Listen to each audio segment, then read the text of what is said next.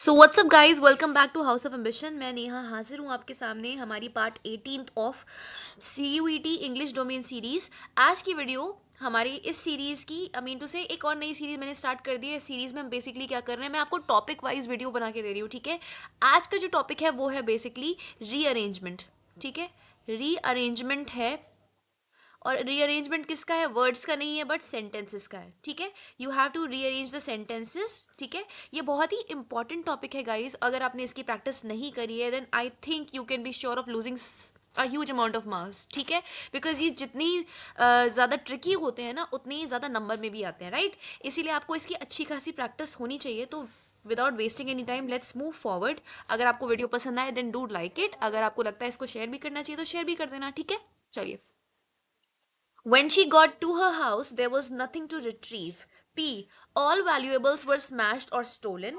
The curtains were burnt, books were ripped to shreds, and her medals and trophies had been flung everywhere.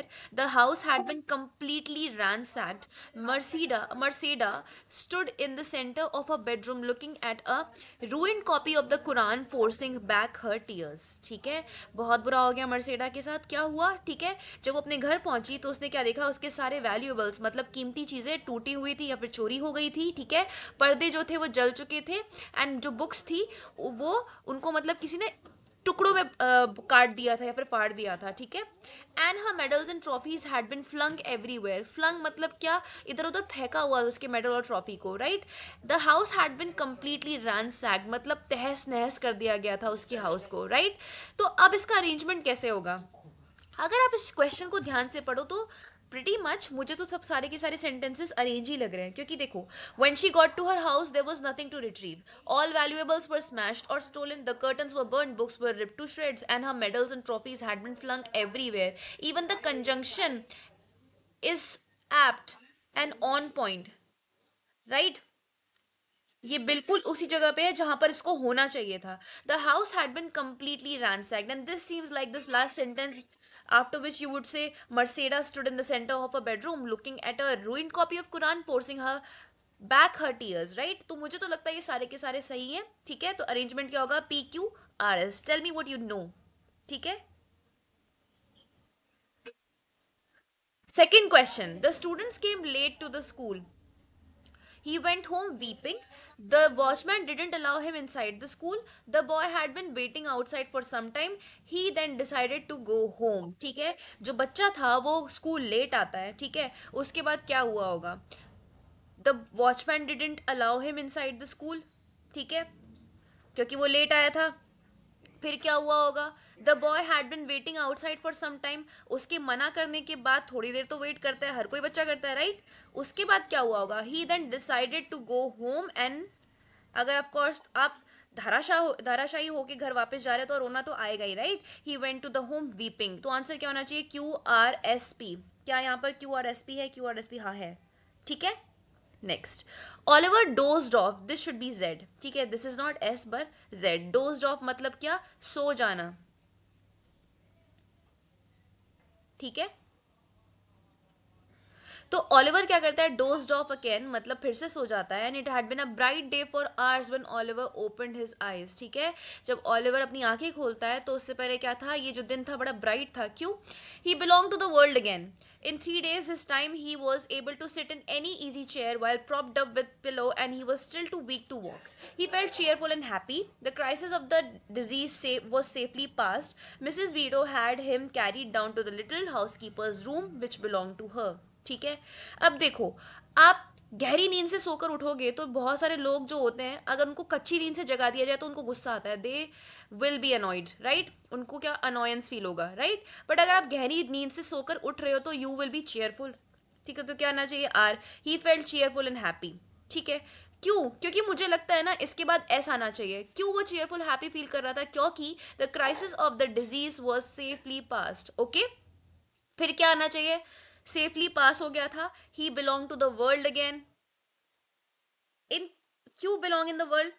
फिर आप Q को ध्यान से पढ़ो. इन 3 days his time he was able to sit in any easy chair while propped up with pillow and he was still too weak to walk. ठीक है, उन 3 दिनों में वो अच्छे से किसी भी इजी चेयर में बैठ पा रहा था अगर उसको पिलो का सपोर्ट दिया जाए. ठीक है, बट फिर भी उसके लिए चल पाना मुश्किल था because he was feeling too weak in the knees या फिर weak to walk. Okay, Mrs Vito had him carried. मैं क्यू को लास्ट में इसलिए रख रही हूँ क्योंकि अगर आप जो हमारा 6 सेंटेंस है गाइज, इन सारे सेंटेंसेस में जो फर्स्ट सेंटेंस ये वाला और जो 6 सेंटेंसेस है ना वो सही जगह पे है. बाकी पी क्यू आर एस जो है ना वो गलत गलत जगह पे लगे हुए हैं. राइट, तो 6 सेंटेंस बोलता है कि मिसेस वीटो ने क्या किया, उसको उठवा के नीचे हाउसकीपर के रूम में बिठवाया था. मिसेस वीटो उसको उठवा क्यों रही है? Of course because he was feeling weak to work. Right, इसलिए क्यू जो है वो लास्ट में आना चाहिए. राइट, तो यहाँ पर क्या होना चाहिए? R S P Q. क्या हमारे पास आर एस पी क्यू है. Answer will be 2. The fox and the crane remain friends for a long time. कहानी वाला क्वेश्चन ये मेरे फेवरेट होते हैं. राइट, देखो क्या है. The fox and the crane, जो फॉक्स थी और क्रेन थे वो बहुत लंबे समय तक बहुत ही अच्छे दोस्त थे. ठीक है, फॉर अ लॉन्ग टाइम, बहुत लंबे समय तक. She serve the dishes in a beaker to the fox could not eat it because the beaker was very high. क्या किया क्रेन ने? उसने फॉक्स को खाना दिया बट एक बीकर में दिया. ठीक है, फॉक्स खा नहीं पाया इस बीकर से क्योंकि जो बीकर था वो बहुत ही ज्यादा क्या था, हाई था, तो he could not eat it. Right, the crane could not eat the dishes because of its long beak. The next day it was the turn of crane to host the lunch for the fox. ठीक है, जो crane था वो अपना खाना नहीं खा पाया क्योंकि उसकी उसकी जो बीक थी यानी उसकी जो चोंच थी वो काफ़ी लंबी थी. नेक्स्ट दिन यानी अगले दिन किसका, क्रेन की बारी थी लंच थ्रो करने की. ठीक है, लंच को होस्ट करने की.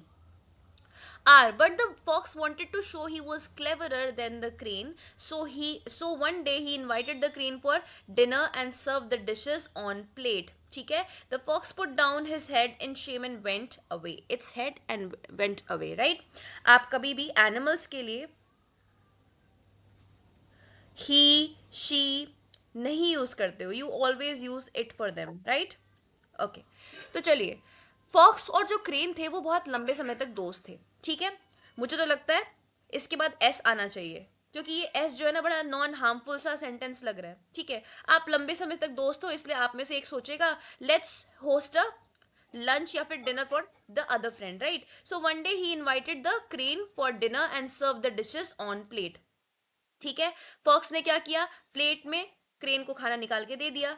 अब यहां पर क्रेन खाना नहीं खा पाएगा क्योंकि बिकॉज ऑफ इट्स क्या, लॉन्ग बीक. ठीक है, अपने लंबे बीक की वजह से वो खाना नहीं खा पाएगा. तो हमारा एस आना चाहिए पहले, उसके बाद क्यू आना चाहिए. राइट, बट ओके, फिर उसके बाद क्या हुआ, अब क्रेन की टर्न तो आ गई है. अब क्रेन क्या करेगा, she serve the dishes in beaker, तो पी आ गया, उसके बाद आर, तो एस क्यू पी आर. क्या यहाँ पर एस क्यू पी आर है हमारे पास? S Q P R, S Q P R, S Q P R, S Q P R नहीं है, एस क्यू आर पी है. एस क्यू आर पी तो हो ही नहीं सकता. आई थिंक ऑप्शंस में गड़बड़ी है. ठीक है, तो ये क्या होगा, एस क्यू पी आर, क्योंकि अगर आप आर को पहले रख दो but the fox wanted to show और उसके बाद P, she serve the dishes, नहीं ये हो ही नहीं सकता. राइट, तो चलिए next. There are examination at schools which a pupil can pass by cramming the text. ठीक है, स्कूल में ऐसे एग्जामिनेशंस होते हैं जिनको जो बच्चा होता है यानी जो लर्नर होता है वो सिर्फ और सिर्फ क्रैम करके मतलब रट्टा लगा के पास कर सकता है. Right, but for spiritual knowledge में memory of the whole text will be of no use in passing the test. क्यों? One can score in them by the power of memory. Are a competent guru alone can provide the necessary guidance to an earnest disciple. S what the text says has to be reflected upon and experienced by the speaker. बोल रहा है, अब देखो बड़े ध्यान से सुनना इस चीज़ का मतलब, ये आपके डे टू डे पढ़ाई लिखाई से बहुत ज़्यादा रिलेट करता है. ठीक है, तो इसको सुनो और इसको समझो. क्या बोला जा रहा है? बोला ये जा रहा है कि जो स्कूल में टेस्ट होते हैं ना, बच्चा क्या कर सकता है, उनको पास कर सकता है सिर्फ रट्टा लगा के. ठीक है, बात तो सही लग रही है. ओके, उसके बाद मुझे लगता है ना इसके बाद ना क्यू आना चाहिए. क्यू आना चाहिए, क्यू आना चाहिए क्योंकि one can score in them by the power of memory. ये रट्टा लगाने की ये तो पावर को बता रहे हैं ना, रट्टा लगाना is your power of memory. तो which is why I think this Q should come first. Okay, उसके बाद क्या होगा, what the test says has to be reflected upon and experienced by the speaker. ये तो नहीं हो सकता. ठीक है, बट यहां पर कंडीशनल सेंटेंस आ गया. राइट, कंडीशनल सेंटेंसेस क्या होते हैं, जो बट, इफ, इसके साथ स्टार्ट होते हैं, राइट? तो यहाँ पर कंडीशनल सेंटेंस आ गया, तो this must be two, 1 and 2. But for spiritual knowledge where memory of the whole text will be of no use in passing the test. Okay, what the text says has to be reflected upon experience by the speaker. ठीक है, जो text कहता है उसके ऊपर कुछ सोचा जाना और बच्चे के द्वारा उस चीज़ का एक्सपीरियंस किया जाना भी बहुत इंपॉर्टेंट है in order to be really knowledgeable, right? उसके बाद एस के बाद क्या आना चाहिए? आर आना चाहिए, क्योंकि यही लेफ्ट आउट ऑप्शन है. तो क्वेश्चन कुछ आंसर कुछ इस तरह से होना चाहिए था, QPSR. क्या हमारे पास QPSR है? तो answer will be fourth. Okay, next. ठीक है. क्वेश्चन नंबर 6 है, no one can deny that peasant forms the backbone of the nation. True that. ठीक है, इंडीड इट इज ट्रू कि जो पेजेंट्स होते हैं, जो मजदूर होते हैं, वो किसी भी देश की बैकबोन होते हैं. ठीक है, राइट? ओके, चलो. P. Hence, he is the most useful member of the society. Q. Yet this fellow is exploited by the rich. R. He grows food for the whole nation. S. It is our duty to improve his lot. We should grant him the social status he deserves. Right? तो जहाँ पर अगर आप positive sentence किसी के बारे में बोल रहे हो कि ये कोई डिनाई नहीं कर सकता इस तथ्य को कि जो पेजेंट्स होते हैं यानी मजदूर होते हैं वो एक देश की बैकबोन होते हैं, रीढ़ की हड्डी होते हैं, राइट? ये तो तथ्य हो गया. This is an assertion. ठीक है, असर्शन हो गया. अब मुझे लगता है ना, असर्शन के बाद सबसे ज़्यादा कॉमन पैटर्न क्या होता है कि उसके सपोर्ट में एक और स्टेटमेंट आती है या फिर दो और स्टेटमेंट आती है, राइट? तो हमें इसके सपोर्ट में स्टेटमेंट ढूंढनी है. Hence he is the most useful member. Hence बोल रहा है, क्योंकि हैंस तो हम तब बोलते हैं ना जब कब हम रीजन पहले देते हैं. तो रीजन तो दो पहले. इस स्टेटमेंट का रीजन क्या है? तो रीजन है he grows food for the whole nation. तो दिस इज द रीजन. तो this will be the first, this will be the second. ठीक है, yet यहाँ पर क्या हो गया? कंडीशनल सेंटेंसेस आ गए, अगेन yet, फिर भी. ओके, तो ये थर्ड हो गया, फिर आ गया आपका फोर्थ. तो आंसर होना चाहिए था RPQS. RPQS है फर्स्ट वाला option will be your answer. Okay, next. Question number 7. Priya went to the first counter at the post office as she needed stamps for 6 rupees. ठीक है, प्रिया क्या करती है? वो फर्स्ट काउंटर पे जाती है, ठीक है, पोस्ट ऑफिस के, क्योंकि उसको स्टैम्प्स चाहिए होते हैं 6 रुपए के. ठीक है, she was shown the corner where gum bottles were kept. ठीक है, उसको वो कॉर्नर दिखाया गया जहाँ पर गम की बॉटल रखी हुई थी, यानी ग्लू की बॉटल रखी हुई थी. The woman behind the counter said it was for registration counter and directed her to the last counter. ठीक है, जो वुमेन काउंटर के पीछे बैठी थी उसने कहा था ये रजिस्ट्रेशन काउंटर है, और उसको लास्ट काउंटर की तरफ इशारा करते हुए बोला आपको वहां जाना है. ठीक है. R. She was looking for gum to affix the stamps on the envelope. ठीक है, वो गम को ढूंढ रही थी, यानी ग्लू ढूंढ रही थी, ताकि वो अपने स्टैम्प्स को एनवेलप पे चिपका सके. अफिक्स करना मतलब चिपकाना. ठीक है. She thank the lady and came to the counter on the left extreme and got दो स्टैम्प्स. उसने उस लेडी को थैंक किया और काउंटर पे आई और अपने सारे स्टैम्प्स को, उसे सारे स्टैम्प्स मिल गए. ओके, तो ये आपका क्या नाम है? ये ऑप्शंस हो गए. अब आप बताओ यहाँ पर अरेंजमेंट क्या होना चाहिए था. अब देखो, प्रिया जो थी वो फर्स्ट काउंटर पे जाती है और वो बोलती है कि क्या नाम है, उसको 6 रुपए के स्टैम्प्स चाहिए. ठीक है, तो इसके बाद मुझे तो लगता है क्यों आना चाहिए. क्यों आना चाहिए? क्योंकि यहाँ पर देखो, ये जो औरत है वो उसको बता रही है कि आप गलत काउंटर पे आए हो. This is not where you are going to, where you gonna get your stamps, right? वो क्या करती है? उसको उस काउंटर पे भेजती है जहाँ पर स्टैम्प्स मिल रहे हैं. और हमें कौन से ऑप्शंस में एक्चुअली स्टैम्प्स मिल जाते हैं? हमें एस वाले ऑप्शन में स्टैम्प्स मिल जाते हैं. तो I think 1, then you have 2. ठीक है, then you have 3. She was looking for gum. अब वो ग्लू को ढूंढेगी और फाइनली उसको ग्लू कहाँ मिल जाता है? पी में, यानी कि फोर्थ. तो answer will be QSRP. QSRP है. Next. It is very misleading, it is very misleading to say that computer can think like people. ठीक है, ये बहुत ही ज़्यादा फरेबी स्टेटमेंट है कि जो कंप्यूटर्स होते हैं वो लोगों की तरह थिंक कर सकते हैं. अब तो ऐसा कुछ नहीं है, but still earlier it can be said that computers can not think like people, right? However they made it possible for people to bottle their thoughts. ठीक है, they have no more a mind of their own than a lawn mower. They cannot. You can work out how to do a particular job, write a program, and then the computer applies your thinking to that job as long as you like, right? तो मैंने जो इतनी जल्दी जल्दी बड़बड़ में बोल दिए सारे ऑप्शंस का मतलब एक एक करके बताती हूँ. ठीक है, हाउएवर, लेकिन फिर भी जो कंप्यूटर होते हैं ना वो आपको अपने थॉट्स को बॉटल करने का एक जरिया देते हैं. To bottle something is to save something. ठीक है, लर्न दिस इडियम. ठीक है, सेव समथिंग.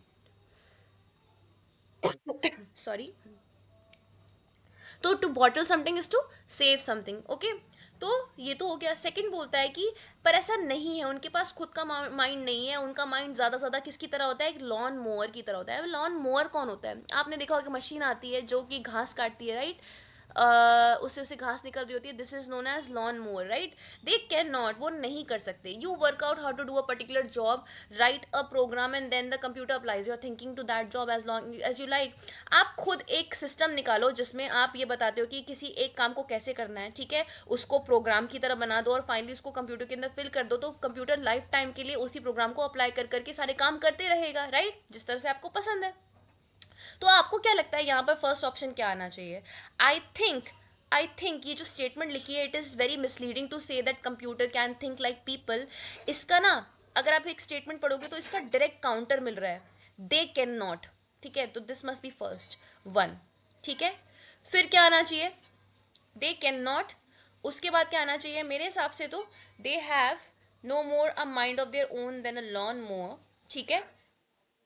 नहीं, इसके बाद पी आना चाहिए मेरे हिसाब से, तो ठीक है। या फिर क्यू, आर क्यू। मेरे हिसाब से तो यहाँ पर चलो क्यू लगा देते हैं, two. They have no more a mind, तो आर आ गया, फिर क्यू आ गया। माइंड उनके पास लॉन मोर जितना ही होता है, उसके बाद पी लगा देते हैं, ठीक है। और फिर एस लगा देते हैं, four. R Q P S, क्या हमारे पास आर क्यू पी एस है? R Q P S, R Q P S है, right. This is the option, okay. Next, India's uniqueness lies in its unity in diversity, ठीक है। India की जो uniqueness है वो उसकी यूनिटी इन डाइवर्सिटी में लाई करती है। So the people of India should not be viewed an isolation. इसलिए इंडिया के लोगों को आइसोलेट करके एक अलग एंटिटी की तरह नहीं देखना चाहिए, ठीक है। Because of this factor there are problems here and there are times. इसी फैक्टर की वजह से क्या होता है, कभी कभार कभी उधर तो कभी इधर बहुत सारी प्रॉब्लम्स इमर्ज होने लगती हैं, ठीक है। India is a multi religious, multi religious, multi cultural and multi lingual country, ठीक है। फिर क्या हुआ, but even small countries with monolithic societies have more problems, ठीक है। यहाँ पर फिर भी क्या बोल सकते हैं कि छोटी छोटी कंट्रीज में जिनकी सोसाइटी इतनी कल्चरल डाइवर्स नहीं है, मोनोलिथिक है, मतलब एक ही तरह के लोग वहाँ पर रह रहे हैं, उनमें भी बहुत प्रॉब्लम्स होती है। यार this seems like a very easy question, right? So I think you should do this on your own and write down the answer below in the comment section. I will give marks to whoever does it first and they will be pinned in the next video, okay? Next, when Galileo, question number 10, when Galileo went home, he began to what? He began to experiment with the pendulum, ठीक है। जब Galileo home जाते हैं, मतलब अपने घर जाते हैं, तो वो एक्सपेरिमेंट करने लगता है किसके साथ? पेंडुलम के साथ, okay. when he showed it to his teacher, they were delighted. It was not long before physicians were all using the instrument to count the heartbeats of their patients. Soon he has invented an instrument which marked the rate of pulse rates, ठीक है। Then the clock makers began to use the pendulum to keep the time. Today it has many other purposes, ठीक है। तो यहाँ पर अगर हम options को देखें, when Galileo went home to began he began to experiment with the pendulum, ठीक है, बहुत फेयर इनफ कि गैलीलियो घर जाते हैं और वो क्या करने लगते हैं, गैलीलियो घर जाते हैं वो क्या करने लगते हैं, वो पेंडुलम के साथ एक्सपेरिमेंट करने लगते हैं, ठीक है। Soon he had invented an instrument which marked the rate of pulse rates, ठीक है। वो इस एक्सपेरिमेंट के थ्रू बहुत जल्दी क्या करते हैं, एक सिस्टम ऐसा ड्रॉ कर लेते हैं, इन्वेंट कर लेते हैं, जो कि पल्स रेट्स को क्या करेगा, मेजर करेगा, राइट। उसके बाद क्या होगा, I think the more reasonable और more rational thinking would be to show it to your teachers ना। पहले आप कोई एक्सपेरिमेंट करो, कुछ बना लो, उसके बाद अपने टीचर को दिखा दो। तो मेरे हिसाब से तो आर के बाद पी आना चाहिए, ठीक है। फिर ये हो गया आर पी, फिर it was not long ago, तो ये थ्री आ गया, और उसके बाद लास्ट में फोर्थ, ठीक है। तो वन, तो answer should be R P Q S. R P Q S है हमारे पास, P Q R S, Q R P S, S P R P Q S, yes. Question number, मतलब answer will be fourth. People have wrong calculations about Japan's population, ठीक है। No, this is not true, and old people die more often than the young people. There are more old people in Japan. The question is whether Japan has lower death rate, so it is very high in Japan, ठीक है। People have wrong calculations about Japan's population. लोगों की ना बहुत ही गलत calculation है, किसके बारे में, जापान की पॉपुलेशन के बारे में, ठीक है। पर ये जो मैंने आपको पिछले क्वेश्चन में भी ये दिखाया था कि कुछ कुछ जो सेंटेंसेस होते हैं ना, वो डायरेक्ट निगेशन में आ जाते हैं, ठीक है। और अगर आप बैठा के देखोगे तो ना, मुझे लगता है एक बार इसको इसके बाद पैटर्न करके देख लेते हैं, ठीक है। तो पी को फर्स्ट रखा हमने. No, this is not true. ठीक है. इसके बाद आप एंड से सेंटेंस तो स्टार्ट नहीं कर सकते क्योंकि सही नहीं बैठेगा. द से भी नहीं कर सकते. ठीक है. तो आर लगाते हैं. चलो, देयर आर क्या, more old people in Japan. ठीक है. तो सेकेंड मैंने इसको कर दिया. Okay. More old people in Japan and, या फिर या and old people die more often than the young. तो इसको थर्ड कर दिया. फोर्थ इसको कर दिया. The question is whether Japan has lower death rate, so it is very high in Japan. ठीक है. तो answer will be P Q R S. P Q R S है कहीं पर? P Q R S, sorry not P Q R S, मैंने numbering क्या कर रखी है. This is P R Q S. ठीक है. तो third will be your option. Okay. Next, pollution is one of the evil brought about by the growth of science. ठीक है. साइंस के लाए गए बहुत सारे इविल्स में से एक इविल मतलब एक शैतान कौन है? पोल्यूशन भी है. ठीक है. Air pollution has very harmful effect. Air pollution के बहुत ही हार्मफुल इफेक्ट होते हैं. Okay. They pollute the air and the atmosphere. वो लोग एयर को पोल्यूट करते हैं और हमारे एटमॉस्फेयर को भी. It is making the environment water and air dirty. ठीक है. वो हमारे इन्वायरमेंट को, वाटर को और एयर को डर्टी कर रहे हैं. Right. Factories and industries keep throwing out smoke which contain toxic gases. ठीक है. फैक्ट्रीज और वो क्या कर रहे हैं, वो ऐसे ऐसे स्मोक्स को बाहर निकालते रहते हैं जो कि हमारे गैसेस को, जिनके अंदर टॉक्सिक गैसेस होती हैं, मतलब जहरीली गैसेस होती हैं. ठीक है. People living in the surrounding breathe impure air and are affected by disease of the lung and heart. ठीक है. ऐसे लोग जो कि इस तरह की सराउंडिंग में रहते हैं वो इम्प्योर मतलब हवा की सांस लेते हैं और उनकी इसकी वजह से क्या होते हैं, उनको लंग और हार्ट के डिजीजेज हो जाते हैं. ठीक है. फिर इसका ऑप्शन क्या होना चाहिए? देखिए, pollution is one of the evil brought about by the growth of science. ठीक है. मान लिया. ओके. अगर हमें ये क्या है, मैंने आपको फिर से बताया था, ये एक असर्शन है. ठीक है. That's a statement. क्या आपको इसके सपोर्ट में एक दो स्टेटमेंट कहीं पर दिख रही है? Air pollution has many harmful effect. They pollute the air and atmosphere. It is making the environment, water and air dirty. Factories and industry keep throwing out which contain toxic gases. ठीक है. मुझे ना यहाँ पर direct connection ना statement number S का लग रहा है. ठीक है. क्यों एस का लग रहा है? क्योंकि साइंस के जो दो नुमाइंदे हैं यहाँ पर मुझे दिख रहे हैं. एक तो वो फैक्ट्री हो गया, दूसरा इंडस्ट्री हो गया. ठीक है. वो लोग क्या करते हैं? टॉक्सिक गैसेस को बाहर निकालते रखते हैं. ठीक है. उन गैसेस की वजह से क्या होगा, हमारी जो एयर है और एटमॉस्फेयर वो पोल्यूटेड हो जाएंगे. ठीक है. अब इस पोल्यूटेड एयर के क्या होते हैं, बड़े हार्मफुल से इफेक्ट होते हैं. या फिर देखिए, factory and industry keep throwing out smoke which contain toxic gases. ठीक है. This will B one. ठीक है. इसके बाद क्या होगा? Toxic gases. Air pollution has very harmful effect. They pollute the air and, नहीं तो सेकेंड आपका क्यू हो गया, थर्ड आपका पी हो गया. ठीक है. And then fourth is R. It is making the environment, water and air dirty. ठीक है. तो क्या हमारे पास एस क्यू पी आर है? S Q P R, S Q P R, S Q P R, हमारे पास एस पी क्यू आर है. S P Q R, P Q पहले आना चाहिए था. Air pollution has very harmful effects. ठीक है. अगर फैक्ट्री और इंडस्ट्री स्मोक थ्रू आउट करते रहेंगे जिनके अंदर टॉक्सिक गैसेस होती हैं, एयर पोल्यूशन हैज, नहीं, पी तो हो ही नहीं सकता. ठीक है. दे पोल्यूट द एयर. गैसेस क्या करेंगी? They will pollute the air. तो यहाँ पर ऑप्शन होना चाहिए था एस क्यू पी आर. ठीक है. This shall be the option. Next, phobic reaction are strong. ठीक है. Irrational fears of specific objects और सिचुएशन. फोबिक रिएक्शन बड़े ही स्ट्रॉन्ग, मतलब बहुत ही मजबूत, बहुत ही ज़्यादा मजबूत. मजबूत कहने का मतलब क्या? बहुत ही ठोस डर होते हैं.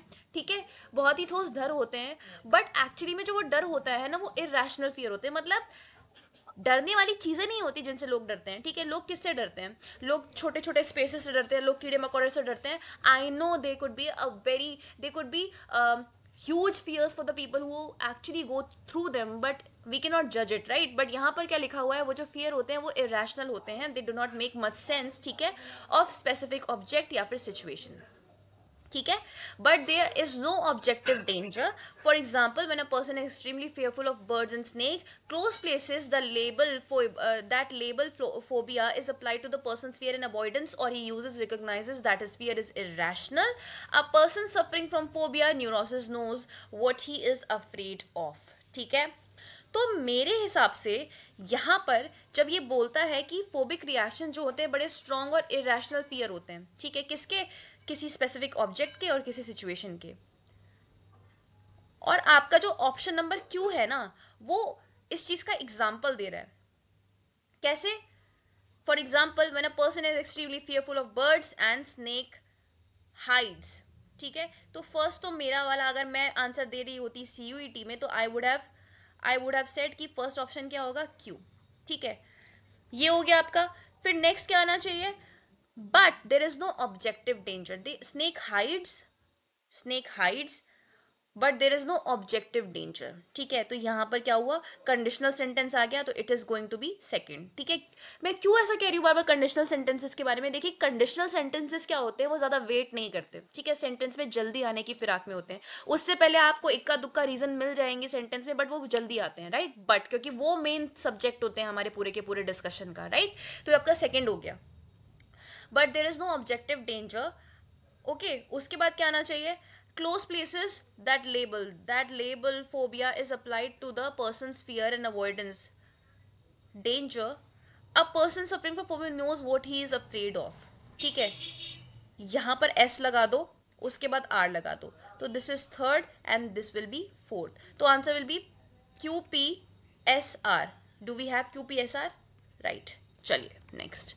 इन this life there are no gains without pain, ठीक है। इस जिंदगी में मेरे दोस्त कुछ भी हासिल नहीं कर पाओगे जब तक आप पेन नहीं लेते हो, राइट, मतलब कि आप किन्हीं मुश्किल मुश्किल सिचुएशन से आगे नहीं बढ़ते हो। ओके, तो no victory is a real triumph unless the foe is worthy, ठीक है।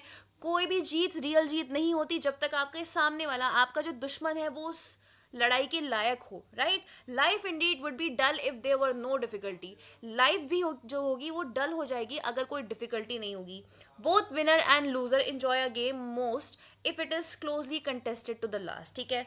बोथ विनर यानी जीतने वाला और हारने वाला दोनों ही गेम को एंजॉय करते हैं अगर वो गेम जो है वो लास्ट तक खेला जाए, ठीक है।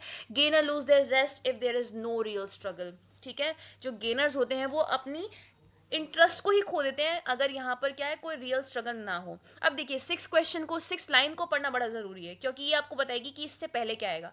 वेदर वी लाइक इट और not, life is one continuous competition, ठीक है। हमें पसंद हो चाहे ना हो, बट लाइफ क्या है, एक कंटिन्यूअस कॉम्पिटिशन है, ठीक है। अब देखो आपको क्या लगता है सबसे पहले क्या आना चाहिए।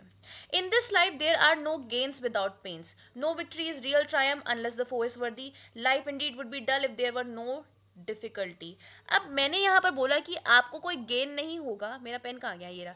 आपको कोई गेन नहीं होगा जब तक आप पेन के थ्रू नहीं गुजरेंगे, मतलब डिफिकल्टी के थ्रू नहीं गुजरेंगे। यहाँ हम डिफिकल्टी की बात कर रहे हैं, ठीक है। डिफिकल्टी सीधे नाम लेके कहाँ पर बात हो रही है, तो this will be your first. Life indeed would be dull if there were no difficulties, right, ये हो गया। फिर इसके बाद क्या आना चाहिए, इसके बाद आएगा आपका no victory is real time unless the foe is worthy, both winner and loser enjoy a game most if it is closely contested to the last, ठीक है।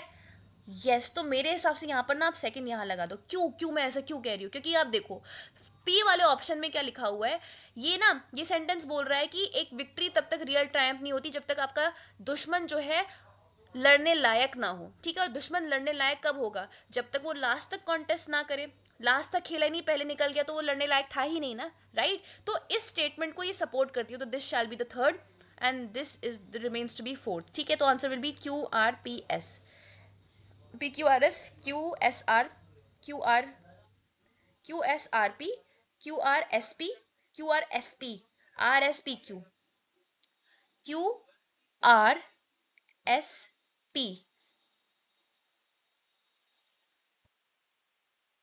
ओ हाँ, ठीक है।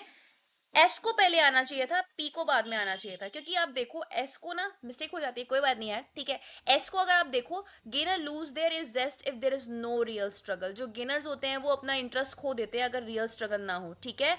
यहाँ पर फिर लास्ट में इन दोनों स्टेटमेंट को सपोर्ट करता है कि रियल विक्ट्री क्या होती है, तभी होती है जब फो इज वर्दी, तो answer will be your third, ठीक है। Next, One botany professor always tried to convince the student that his branch of biology is superior to all the others. ठीक है, एक ऐसा बॉटनी का प्रोफेसर था जो हमेशा अपने स्टूडेंट्स को कन्विंस करने की कोशिश करता रहता था कि उसकी जो ब्रांच है साइंस की वो सुपीरियर है बाकी किसी और भी ब्रांच से. ठीक है, his most persuasive argument however came during a laboratory session, and they don't eat very much. Examining the cell of a pear, the professor cut a slice for the microscopic slide and took a bite of the rest of the specimen. Plant heat plant, he noted, never run away or bite. ठीक है, अब यहाँ पर you won't be doing that in a zoology lab. ठीक है, देखिए यहाँ पर आपको क्या लगता है सबसे पहले क्या आना चाहिए. ठीक है, आई थिंक ये जो स्टेटमेंट यहाँ बोली जा रही है ना, अगेन वो असर्शन है. क्या है? असर्शन. ठीक है, असर्शन को डायरेक्टली सपोर्ट करते हुए, स्ट्रक्चर देते हुए, स्कैफोल्डिंग करते हुए मेरे हिसाब से तो पी आ रहा है. क्यों पी आ रहा है? क्योंकि क्या हुआ, उसने ये असर्शन किया और ये सेंटेंस बोलता है कि उसका सबसे परसुएसिव आर्ग्यूमेंट था वो लेबोरेटरी के सेशन के दौरान आया. ठीक है, ये असर्शन था और इसके सपोर्ट करते हुए ये आपको आगे बताएगा. तो I think P will be the first. ठीक है, फिर क्या आना चाहिए? And they don't eat very much. Examining the cells of a pear, the professor cut a slice for the microscopic slide and took a bite of the rest of the specimen. Laboratory session में वो क्या कर रहा होगा? Of course examine कर रहा होगा, तो this shall be your second. ठीक है, उसके बाद क्या आना चाहिए? Rest of the bite. And they don't eat very much. नहीं, ये तो एंड का लग रहा है कहीं का, तो ये आपका फोर्थ हो जाना चाहिए और this is your going to be third. ठीक है, तो PRSQ. ठीक है, next. Failure is nothing to be ashamed of, for there is hardly any man who has not failed in life, not once but many times. ठीक है, what is important is the way we take our failure. ठीक है, failure से शर्म करने की कोई भी ज़रूरत नहीं है, क्योंकि दुनिया में ऐसा कोई आदमी नहीं होगा जो लाइफ में एक नहीं बहुत बार फेल ना हुआ हो. ठीक है, इंपॉर्टेंट यहाँ पर ये है कि हम अपने फेलियर को देखते किस तरह से. क्यों? It has been well said that he who never made a mistake never achieve anything of great worth. ठीक है, किसी ने बड़ा सही ही कहा है कि जो इंसान जिसने आज तक कोई मिस्टेक नहीं करी, आज तक उसने कोई बड़ा अचीव भी नहीं किया होगा अपनी लाइफ में. From the little child who tries to stand up to the would be conqueror who tries to conquer some new territory, everyone has to fail failure. एक छोटे बच्चे से लेकर जो कि आगे जाके दुनिया को कॉन्कर करेगा, तो उस इंसान को छोटे बच्चे से लेकर जो आगे जाके इस दुनिया को कॉन्कर करेगा से लेकर उस इंसान तक जो कि आज का कॉन्करर है, हर किसी ने फेलियर देखा है. ठीक है, if we face our failure boldly and resolve to fight again, we are sure to achieve victory in the long run. ठीक है, अगर हम अपने फेलियर को बोल्डली फेस करें और फाइट करें तो हम लंबे समय में जाके आगे विक्ट्री को जरूर हासिल कर लेंगे. Thus various can prove stepping stone in our, not various, this is going to be our failure. Who wrote this? ठीक है, and can prove stepping stone in our march to victory. ठीक है, ये एक मिनट, हाँ ये रहा. Okay, तो यहां पर आपको क्या लगता है नेक्स्ट ऑप्शन क्या आना चाहिए? Failure is nothing to be ashamed for of, for there is hardly any man who has not failed in life not once but many times. ठीक है, यहां पर आपको फर्स्ट ऑप्शन मुझे ऐसा लगता है आना चाहिए. कोई इंसान नहीं है, इंसानों की कैटेगरी, मतलब डिफरेंट डिफरेंट इंसानों की कहाँ बात हो रही है? आर में. फ्रॉम लिटिल चाइल्ड से लेकर कॉन्करर की बात हो रही है, तो I think R should be the first. R का है, आर का है, आर का है, आर ये रहा. ठीक है, ये हो गया. फिर क्या आना चाहिए आपका? It has been well said that he who never made a mistake never achieved. अब यहाँ हम कॉन्करर्स की बात कर रहे हैं, तो एक बार क्यू को इसके बाद लगा के देखते हैं. टू, अगर आप इस ऑप्शन में देखो, ऑप्शन नंबर फोर्थ में हमारा थोड़ा थोड़ा बन रहा है. एक काम करते हैं, इसी को अप्लाई कर देते हैं. राइट, RQPS, RQP, पी कहाँ गया? This is P. राइट, तो पी के लिए हमने ऑप्शन लगाया and this shall be what is important is the way we take our failures. ठीक है, आपने दो स्टेटमेंट पहले बोल दी आर और क्यू के रूप में कि जो फेलियर के बारे में, कि एक बच्चा भी फेल करता है, कॉन्करर भी फेल कर सकता है. ठीक है, मिस्टेक नहीं की तो उसने कोई ग्रेट अचीव नहीं किया. ठीक है, अब आप क्या कर रहे हो? फेलियर को और अच्छे से समझा रहे हो. राइट, तो फेलियर को समझाने का तरीका यहाँ पर क्या हो गया? पी. ओके, तो this will going to be your third and then you have fourth. तो आंसर विल बी फोर्थ. एकदम सही बैठ रहा है गाइज. ये भी तरीका हो सकता है आपको ना अपने वो ऑप्शंस को पिकअप करने का. आप क्या करो, सबसे प्रोबेबल वाले ऑप्शन को ही लेके ना उसको अरेंज करना स्टार्ट कर दो, क्या पता रियल सेंटेंस बन जाए. ठीक है, One of the most widely spread of bad habits, which is now smoked or chewed by men and even by children, often by women, is the use of tobacco almost all over the world. ठीक है, ये तो बहुत easy है, इसको तो देख के कोई भी कर देगा कि सबसे पहले आना चाहिए आपका, मेरा पेन कहाँ चला गया, ठीक है, सबसे पहले आप ले आओ यहाँ पर एस, ठीक है, यूथ ऑफ टोबैको, यूथ नहीं, this is use of tobacco, ठीक है, यूज ऑफ टोबैको, इतना टाइपो कर रखा है, सॉरी गाइज, आज की वीडियो थोड़ी जल्दी रश में बनाई है इसलिए थोड़ा टाइपो हो गया, ठीक है, तो this is use of tobacco, okay. उसके बाद क्या आना चाहिए, विच इज स्मोक्ड और चूड बाय मैन, ये सेकंड हो गया आपका, इवन बाय चिल्ड्रन, नहीं, आप क्या करो पहले एस पी थर्ड और फोर्थ कर दो, ठीक है, क्योंकि एंड तो हम हमेशा लास्ट में लगाते हैं, तो answer will be S P R Q, S P R Q, S P R Q, first option ही है, ठीक है। चलो next, the landscape with nature displaying here is awesome that are seldom a range of delight seen together, the landscape, ठीक है, उसके बाद क्या आना चाहिए, the landscape here is awesome, ठीक है, उसके बाद क्या आएगा आपका, with nature displaying that are seldom a range of delights, नहीं, here is awesome with nature displaying a range of, हाँ, तो आपका हो गया यहाँ पर here is awesome with nature displaying a range of delight that are awesome, तो आपका आंसर होना चाहिए Q P S R, Q P S R है हमारे पास, हाँ है। चलो next, Smoke billowed up between the plants. Passengers were told to be ready to quit the ship. ठीक है, rising gale from fanned the smoldering fire.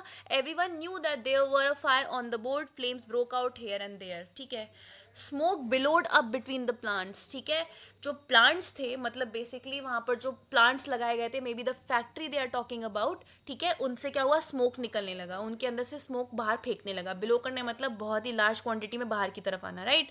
Passengers were told to be ready to quit the ship, passengers को बोला गया कि ready हो जाइए, आपको ship छोड़नी पड़ेगी। The rising gale fan the smouldering fire, ठीक है, उठती हुई गेल यानी कि उठती हुई हवा, ठीक है, उसने क्या किया, स्मोल्डरिंग फायर, भभकती हुई फायर को और फैन कर दिया, ठीक है, आपने देखा होगा चूल्हे में हम लोग क्या करते हैं, फूकते रहते हैं ताकि जो आगे वो बुझे ना, वो जलती रहे, right. Everyone knew there were fire on the board, हर किसी को पता था कि शिप पर आग लग चुकी है। Flames broke out here and there, ठीक है, आग की लपटें यहाँ वहाँ लग गई, right. Most people board the shock bravely, ठीक है, बहुत सारे लोगों ने, सारे के सारे लोगों ने क्या किया, जो शॉक था उसको बड़ी ब्रेवली बोर किया, ठीक है, this shall be bore, that is not board, ठीक है। तो चलो, बोर करने का मतलब क्या होता है, सहना, ठीक है, सहना। चलो, तो यहां पर आपको क्या लगता है क्या होना चाहिए, मेरे हिसाब से तो यहां पर आप सबसे पहले लगा दो smoke billowed up between the plants, ठीक है, the rising gale fan the smouldering fire, okay, the flames broke out here and there, okay, everyone knew there was fire on board, passengers were told to quit the ship, तो I think यहाँ पर ना मुझे option number 4 सबसे सही लग रहा है, क्यों, क्योंकि इट सेज सबसे पहले क्या, the rising gale fan the smouldering fire, हमें तो पता ही है ना, फायर, स्मोल्डरिंग फायर मतलब भभकती हुई फायर को उसने क्या किया, भभकना मतलब क्या, ऑलमोस्ट बुझने वाली थी, ठीक है, उसको उसने फैन कर दिया और ऊपर कर दिया, ठीक है, ये हो गया, फिर आ गया आपका एस, फिर आपका दूसरा ये हो गया, थर्ड आपका ये हो गया, और ये फोर्थ आपका, ठीक है। Next, it is far better to live for a short while, contribution to the world, बहुत बेहतर है कि छोटी सी जिंदगी जियो, कंट्रीब्यूशन करो वर्ल्ड में एंड मेक सम सिग्निफिकेंट, और कुछ छोटा और कोई सिग्निफिकेंट मतलब बहुत बड़ा सा, that is just idled away than spend a long life, ठीक है, बहुत सिंपल है, यहाँ पर तो कोई देख के भी कर देगा, it is far better to live for a short while, ठीक है, and make some significant contribution to the world, नहीं, फिर उसके बाद ये आना चाहिए, than spend a long life that is just idled away, तो answer will be Q P S R, Q P S R है हमारे पास, Q P S R, Q P S R, Q P S R, Q P S R, right, this sword of Damocles. अब ये जो है आपके कुछ ना रिवीजन क्वेश्चन आने वाले, कल वीडियो में आपको इडियम्स करवाए थे, आंसर इसका क्या होगा, डेमोक्लीस की स्वॉर्ड का मतलब क्या, एक इमिनेंट डेंजर मतलब आने वाला danger, right. To play ducks and drakes, to play ducks and drakes, Jamia वालों JMI वालों की तैयारी करने वालों, तैयार हो जाओ टू वेस्ट टाइम, ठीक है, टाइम को वेस्ट करना। A snake in the grass मतलब हिडन एनिमी, ठीक है। To go to the dogs मतलब कुत्तों को जाना, मतलब खाना बर्बाद हो जाना या कुछ भी बर्बाद होना, ठीक है। टू ग्रीस द पाम्स, मैंने एक क्वेश्चन आपसे कल पूछा था, इसका आंसर है whenever you are greasing your palms, मतलब आप अपनी पाम्स में मतलब हाथों में ग्रीस लगा रहे हो, यानी कि आप ब्राइब कर रहे हो, यानी कि टिप दे रहे हो, ठीक है। This will be the answer. I hope कि आपको आज की वीडियो पसंद आई होगी। थोड़ी सी लंबी है पर कोई बात नहीं यार, कभी कभार लंबी वीडियो देखनी पड़ती है थोड़ा बहुत जानने के लिए, ठीक है। अगर आपको लगता है कि आपके लिए हेल्पफुल थी तो चैनल से जुड़ जाइए, ठीक है, और सब्सक्राइब करिए चैनल को। And also do not forget to tell your friends, your other friends about the video series that we are running right now, ठीक है। All the best for your CET preparation. चलिए मिलते हैं next video में, bye bye.